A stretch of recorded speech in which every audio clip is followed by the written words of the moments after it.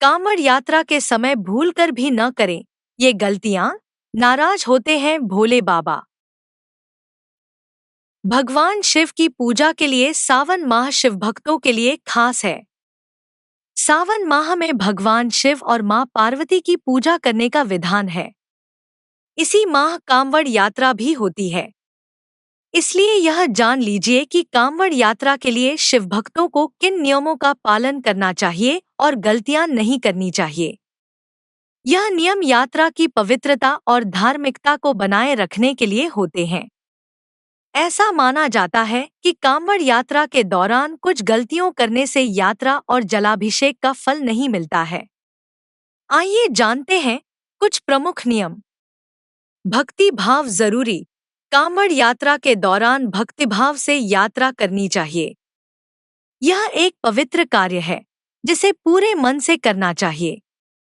यात्रा के दौरान किसी के प्रति मन में गलत विचार नहीं रखने चाहिए। इसके अलावा बिना स्नान किए कांवड़ को छूना वर्जित माना जाता है।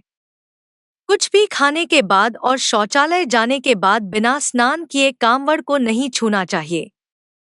नशा न करें। यात्रा के दौरान किसी भी प्रकार का नशा करना वर्जित है। शराब, चरस, गांजा, सिगरेट, गुटखा आदि से दूर रहना चाहिए। मांसाहार न करें। कांवड़ यात्रा के दौरान मांसाहार से परहेज करना चाहिए। यह यात्रा एक प्रकार की तपस्या है। भूमि पर न रखें कांवड़। कांवड़ को जमीन पर रखना मना है। इसे हमेशा ऊंचे स्थान पर या किसी सहयोगी के कंधे पर रखना चाहिए। पवित्र नदी का जल। कांवड़ में केवल पवित्र नदी का जल ही भरा जाना चाहिए। कुएं या तालाब का जल नहीं भरना चाहिए। पैदल यात्रा। कांवड़ यात्रा पैदल ही पूरी करनी चाहिए। यात्रा के दौरान वाहन का प्रयोग नहीं करना चाहिए। छोटी दूरी से शुरुआत। पहली बार यात्रा करने वाले भक्तों को छोटी दूरी की यात्रा से शुरुआत करनी चाहिए। जत्थे के साथ रहें। कांवड़ यात्रा के दौरान जत्थे के साथ रहना चाहिए।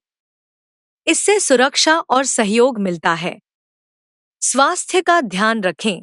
यात्रा के दौरान अपने स्वास्थ्य का विशेष ध्यान रखें। शुद्ध जल का सेवन करें और उचित जगह पर आराम करें। इस यात्रा के दौरान भक्तों को विशेष नियमों का पालन करना होता है, जिससे यात्रा की पवित्रता और धार्मिकता बनी रहती है। कांवड़ यात्रा के माध्यम से भगवान शिव की कृपा प्राप्त होती है और भक्तों की सभी मनोकामनाएं पूरी होती हैं। धन्यवाद।